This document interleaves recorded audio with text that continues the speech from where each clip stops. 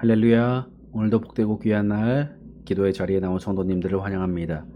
2025년 1월 23일 목요일 새벽 기도회를 시작하겠습니다. 오늘 우리에게 주신 하나님의 말씀은 여호수아 15장 1절부터 19절까지 말씀입니다. 또 유다 자손의 지파가 그들의 가족대로 제비 뽑은 땅의 남쪽으로는 에돔 경계에 이르고 또 남쪽 끝은 신광야까지라. 또 그들의 남쪽 경계는 염해의 끝 곧 남향한 해안에서부터 아그랍빔 비탈 남쪽으로 지나 시내에 이르고 가데스바네아 남쪽으로 올라가서 헤스론을 지나며 아달로 올라가서 돌이켜 갈가에 이르고 거기서 아스몬에 이르러 애굽 시내로 나아가 바다에 이르러 경계의 끝이 되나니 이것이 너희 남쪽 경계가 되리라. 그 동쪽 경계는 염해이니 요단 끝까지요. 그 북쪽 경계는 요단 끝에 있는 해만에서부터 벳 호글로로 올라가서 벳 아라바 북쪽을 지나 루벤 자손 보한의 도래에 이르고 또 아굴 골짜기에서부터 드비를 지나 북쪽으로 올라가서 그 강 남쪽에 있는 아둠민 비탈 맞은편 길가를 향하고 나아가 엔세메스 물들을 지나 엔로겐에 이르며 또 흰놈의 아들의 골짜기로 올라가서 여부스 곧 예루살렘 남쪽 어깨에 이르며 또 흰놈의 골짜기 앞 서쪽에 있는 산 꼭대기로 올라가나니 이곳은 르바임 골짜기 북쪽 끝이며 또 이 산 꼭대기에서부터 넵도와 샘물까지 이르러 에브론 산 성읍들로 나아가고 또 바알라 곧 기럇 여야이림으로 접어들며 또 바알라에서부터 서쪽으로 돌이켜 세일산에 이르러 여아림 산 곧 그살론 곁 북쪽에 이르고 또 벳세메스로 내려가서 딥나를 지나고 또 에그론 비탈 북쪽으로 나아가 시크론으로 접어들어 바알라 산을 지나고 얌네엘에 이르나니 그 끝은 바다며 서쪽 경계는 대해와 그 해안이니 유다 자손이 그들의 가족대로 받은 사방 경계가 이러하니라. 여호와께서 여호수아에게 명령하신 대로 여호수아가 기랏 아르바 곧 헤브론을 유다 자손 중에서 분깃으로 여분의 아들 갈렙에게 주었으니 아르바는 아낙의 아버지였더라. 갈렙이 거기서 아낙의 소생 그 세 아들 곧 세세와 아히만과 달메를 쫓아내었고 거기서 올라가서 드빌 주민을 쳤는데 드빌의 본 이름은 기럇세벨이라. 갈렙이 말하기를 기럇세벨을 쳐서 그것을 점령하는 자에게는 내가 내 딸 악사를 아내로 주리라 하였더니 갈렙의 아우 그나스의 아들인 온니엘이 그것을 점령함으로 갈렙이 자기 딸 악사를 그에게 아내로 주었더라. 악사가 출가할 때에 그에게 청하여 자기 아버지에게 밭을 구하자 하고 나귀에서 내림에 갈렙이 그에게 묻되 내가 무엇을 원하느냐 하니 이르되 내게 복을 주소서 아버지께서 나를 네겝 땅으로 보내시오니 샘물도 내게 주소서 하매 갈렙이 윗샘과 아랫샘을 그에게 주었더라. 아멘. 오늘 말씀에 갈렙의 이야기가 나오죠. 이 갈렙의 이야기는 가나안 땅 요단 서평 땅을 처음으로 분배받은 유다 지파의 기업을 기록하는 가운데 나옵니다. 그런데 유다 지파가 첫 번째로 기업을 분배받은 이유가 무엇이었습니까? 유다 지파가 첫 번째로 기업을 분배받았다라는 것은 유다 지파가 장자의 축복을 받았다라는 것을 의미합니다. 유다는 본래 장자가 아니었죠. 야곱은 4명의 부인으로부터 12아들을 낳았습니다. 그 장자는 르우벤이었고 유다는 넷째 아들이었습니다. 그런데 유다가 장자의 유업을 받게 되죠. 왜냐하면 장자인 르우벤은 아버지 야곱의 침상을 더럽혔기 때문이고 둘째와 셋째인 시므온과 레위는 동생 디나의 사건으로 인하여서 세겜 사람들을 속여 잔혹하게 살해하였기 때문입니다. 그래서 장자권이 넷째 유다에게로 넘어온 것입니다. 그래서 창세기에 보면 야곱은 유다에게 이렇게 축복하죠. 창세기 49장 8절에서 유다야 너는 내 형제의 찬송이 될지라 내 손이 내 원수의 목을 잡을 것이요 내 아버지의 아들들이 내 앞에 절하리로다 라고 얘기하죠. 10절에는 규가 유다를 떠나지 아니하며 통치자의 지팡이가 그 발 사이에서 떠나지 아니하기를 실로가 오시기까지 이르리니 그에게 모든 백성이 복종하리로다 라고 말씀합니다. 하나님께서 야곱을 통해서 유다에게 장자의 복을 약속하셨습니다. 그래서 먼저 유다 지파가 가나안 땅을 분배받죠. 1절에서 12절은 유다가 차지한 기업들을 보여주고 있습니다.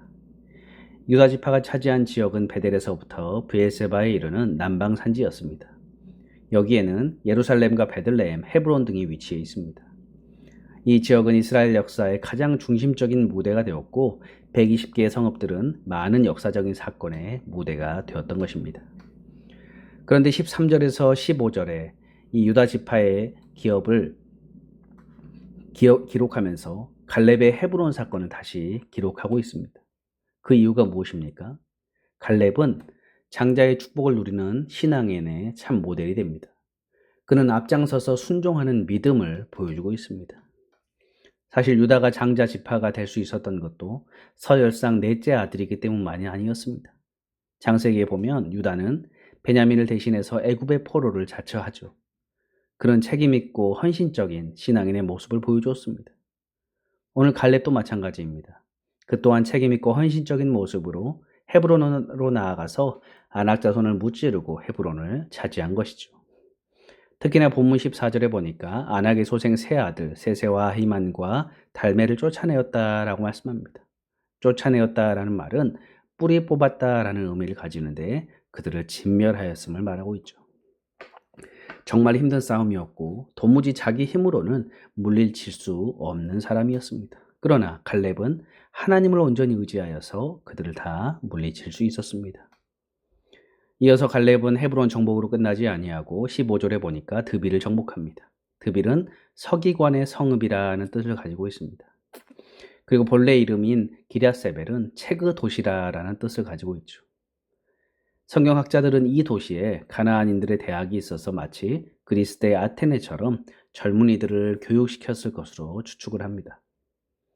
이것은 갈렙이 그 땅만 정복한 것이 아니라 문화적인 정복을 의미한다라고 보고 있습니다. 문화 선교의 중요성이 요즘 아주 강조되죠. 오늘 교회가 문화 선교에 눈을 뜨지 못하면 우리의 자녀들을 세상에 다 빼앗기고 말 것입니다. 드빌 역시 험준한 위치에 있어서 공격하기 어려운 난공불락의 성이었습니다. 갈렙이 드빌 전투에서 딸 악사를 주겠다고까지 한 것은 그만큼 전투가 어려웠기 때문입니다. 사실 갈렙에게 허락한 곳은 헤브론이었습니다. 드빌까지는 안 취해도 됐습니다. 그러나 드빌은 유다 지파에게 할당된 곳이었기에 가장 어려운 헤브론에 이어서 드빌까지 책임지고 정복하고자 한 것입니다. 이를 위해서 자기 딸을 아내로 주겠다라고까지 약속합니다. 갈렙은 하나님의 명령을 이루기 위하여서 최선을 다하였음을 보여주고 있습니다. 그런데 이때 누가 등장합니까? 17절에 보니까 갈렙의 아우 그나스의 아들 온니엘이 등장하죠. 갈렙의 조카가 나선 것입니다. 그래서 온니엘은 드빌을 점령하였고 사촌지간이라 할 수 있는 이 갈렙의 딸 악사를 아내로 맞이합니다. 갈렙의 이 모습을 보면서 우리는 우리 신앙 성장에 가장 큰 걸림돌은 만족하는 데 있음을 보게 되죠. 갈렙은 헤브론을 정복하는 것으로 만족하지 않았고 그는 남서쪽 산지 드빌을 정복하는 자에게 자신의 딸을 아내로 주겠다라는 상을 내걸었죠. 이것은 당시 고대 문화에서 흔히 볼 수 있는 풍습이었습니다. 사울왕이 골리앗을 물리친 다윗에게 그의 딸 미갈을 준 것과 같은 풍습입니다. 그러나 사울왕은 자신의 야망을 위하여서 미갈을 주셨지만 갈렙은 자신의 야망이 아니라 이스라엘을 위하여서 악사를 내놓은 것입니다. 이렇게 하나님의 나라는 누군가 희생하고 누군가 그 값을 치를 각오를 할 때에 역사가 일어납니다. 자식을 내어놓는 것은 쉬운 일이 아니죠. 그러나 갈렙은 하나님의 뜻을 이루어 나가는 데 있어서 자식을 내어놓습니다. 그런데 악사가 운니엘과 결혼할 때 아버지 갈렙에게 구한 것이 무엇이었습니까? 19절에 보니까 악사는 내게 복을 주소서라고 아버지께 구합니다. 그 당시에 최고의 선물은 우물이었습니다. 우물이 있어야 양을 치고 삶의 터전을 마련할 수 있었습니다. 우물 준다라는 것은 요즘으로 말하면 부모가 집을 하나 장만해 주거나 혹은 어떤 빌딩을 하나 주거나 그런 것보다 더 중요한 일이었습니다. 삶의 기반을 마련해 주는 것입니다.